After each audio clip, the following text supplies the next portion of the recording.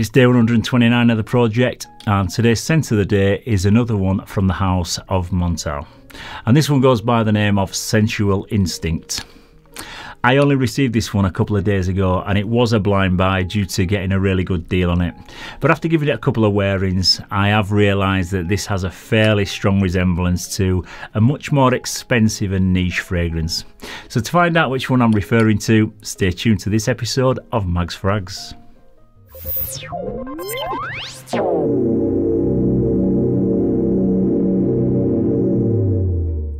Yes, hello again everybody, and welcome to another episode of Mags Frags. I'm Paul, and this is day 129 of my Fragrance 365 project, where it's the fragrance that's the star of the show. Today's featured scent is called Sensual Instinct by the house of Montale. It came out in 2019, and it's an oriental, amber and vanilla heavy fragrance for both men and women. You can now pick up Montale fragrances at discounters online for around about the £50 or £60 mark, so that makes them clearly the cheapest niche brand out there. And there's just hundreds of different options to choose from in the line, so if you're not already familiar with the brand, the main thing that stands out about Montale scents is just how well they perform. They usually project like absolute monsters, and they just seem to last forever. The ones that I own, with no word of a lie, they last a good 24 hours, and just one or two sprays is all you're ever going to need out of any of these to fill a room with your scent cloud.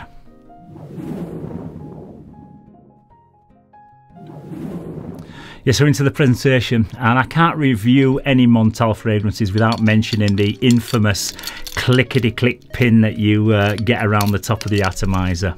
It looks very nice, but it just becomes a bit annoying when it starts rattling against the tin container. So for the purpose of my own anger management, I'm going to remove this pin for the remainder of this review. They also put 100 millilitres of juice in a bottle that can hold at least 150 ml. So they arrive feeling like only half full, and you can hear all the juice splashing around. So if you buy a bottle from anywhere like eBay or from a private seller, don't think that you're getting shortchanged and they've used half of it, because this is just how they come. This one has a really attractive burgundy to gold colour gradient with gold accents, and it features the Montale brand name, and then we've also got the name of the fragrance and the size and concentration at the bottom there. And that's pretty much it for the bottle. Just very nice, very attractive, and when they're all lined up in a line on your shelves with all the different colourways, they do look pretty special. It comes with a nice little drawstring pouch, and the box is just the same as you get with all the other Montale fragrances, and it just comes in an all gold metallic finish. And again, we've got the name of the house and the name of the fragrance on the front. On the back is just some product information, and at the bottom we've just got the batch code.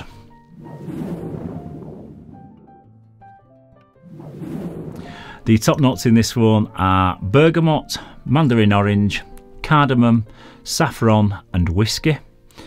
In the heart there's praline, rose and roasted coffee beans. And in the base there's oak moss, amber, cedar and musk.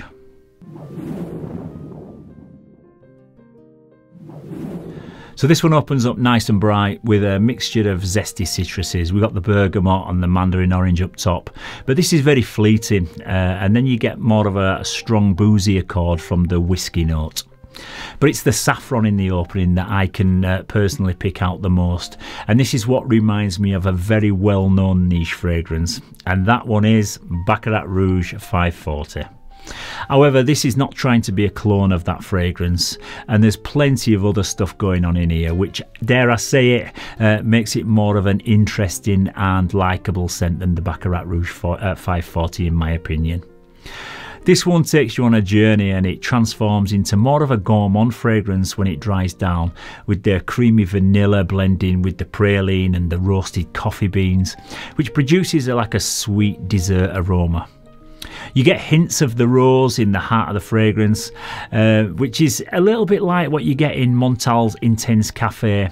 And also I get hints of the coffee found in the Ristretto version.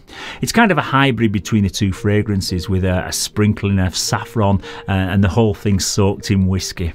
And you just get this really sexy and addictive smelling fragrance that's very pungent, and it sticks around in the air for everybody around you to enjoy.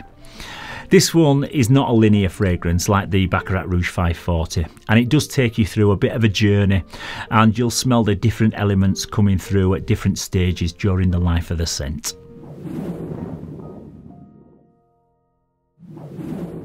This is a versatile fragrance that I'd be quite happy to wear for most of the year, except maybe in high heat. It's got more than enough depth to cut through the cold air, so it's one that'd be great to wear in the autumn or early winter. If you are going to wear this as a work scent, I'd suggest going slightly steady on the sprays. Just a couple of sprays of this is all you need and you're good to go.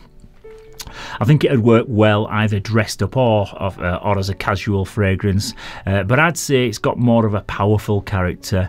So if you're a person who wears a suit to work and you're in a bit of more of a powerful position, then I'd say this one is perfect for kind of if you're a bit of a boss at work.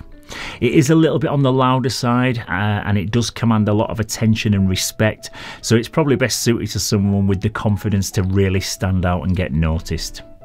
Both men and women are going to appreciate this one, and it smells amazing in the air, so you can be 100% sure that if you wear this one on a night out, somebody somewhere is going to approach you and ask you what you're wearing, because this is what you get with Baccarat Rouge, and I think this is about, I would say, 70 to 75% similar.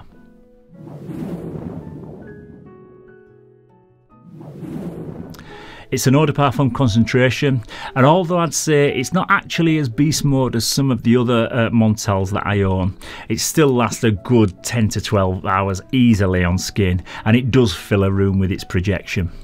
There's no doubt that when you're walking about, people are going to catch strong wafts of this one from a good 10 to 12 feet away.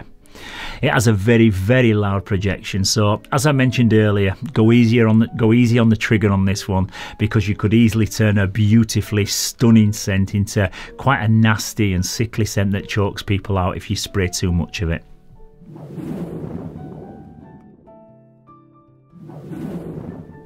If you enjoy Baccarat Rouge 540, then you'll love this one. It definitely has a decent resemblance to it, but I much prefer how this one smells in the dry down.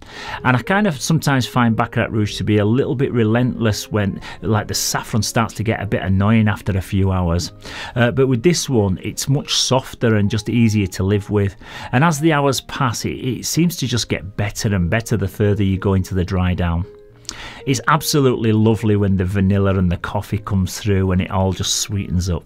And for £63 that I paid for this 100ml bottle, it makes it a bit of a no-brainer purchase, even as a blind buy. This is a genuine bona fide niche fragrance at a price that you'd pay for most of the high street designer scents that just last a couple of hours and smell like a synthetic chemical mess. This is one that I'd highly recommend that you try out for yourself rather than just going ahead and blind buying it like I did, but I'm really glad I did, because it's a really, really solid pickup, and for that reason it gets a 9 out of 10 from me. Yeah, so once again, that's about it for today's scent of the day. In the next episode, I'm going to be talking about a really good one from a high street fashion store. And before you ask, no, it's not Zara. So don't forget to look out for that one to find out which one I'm talking about. I'll also be shooting another perfume parlour haul video, which has a really nice little interesting twist, because it's going to focus on all discontinued and rare fragrances that now go for a fortune. So that'll be quite a good one, so don't forget to also look out for that one. So as always guys, if you found this video useful, please don't forget to give it a thumbs up and to subscribe to the channel. It's always great to hear your thoughts, your opinions, your critiques on all the fragrances that feature in this 365 project. So don't forget to keep your comments coming down in the comments section. So once again, thank you very much for tuning into this episode. Stay safe, keep smelling fresh, and I'll see you very, very soon for another one. Bye bye for now.